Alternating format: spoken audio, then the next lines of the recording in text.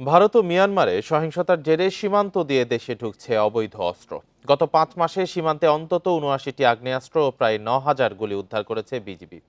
সীমান্তের ১৭টি রুটকে ব্যবহার করছে অস্ত্র চোরাচালান কারবারিরা। বেছে নিয়েছে 10টি জেলার বিভিন্ন পয়েন্ট।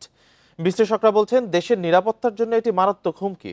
দ্রুত রুটগুলোকে অভিযান ও নজরদারি বাড়ানোর অভিযোগ তাগিদ তাদের। এই ঈদে জামা জুতো অ্যাক্সেসরিজের ডিসকাউন্ট।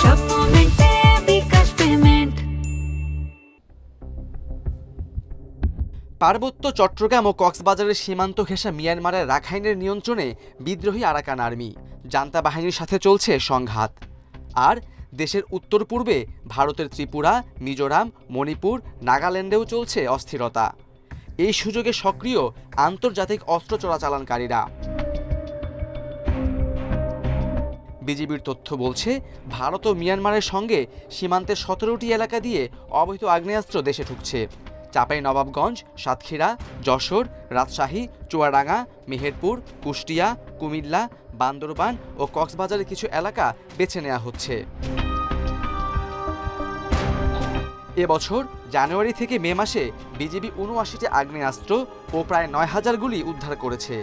রয়েছে অত্যাধুনিক রাইফেল, হ্যান্ড গ্রেনেড আর ভারতে তৈরি আগ্নেয়াস্ত্র ও বিপুল গোলাবারুদ। এদিকে আওয়ামী লীগ সরকার পতনের পর লুট হওয়া ১,৪০০ অস্ত্র এখনও উদ্ধার হয়নি। এগুলো উদ্ধারের পাশাপাশি সীমান্তে অস্ত্র চোরাচালান ঠেকাতে বিশেষ পরিকল্পনা নিচ্ছে পুলিশ।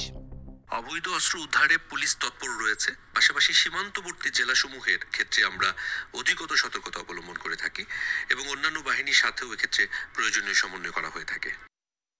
অস্ত্র চোরাচালানের রুট হিসেবে ব্যবহারে বাড়ছে নিরাপত্তা ঝুঁকি। এসব অস্ত্র কোথায় যাচ্ছে আর কারা ব্যবহার করছে সেদিকে কঠোর নজরদারির তাগিদ অপরাধ বিশ্লেষকদের।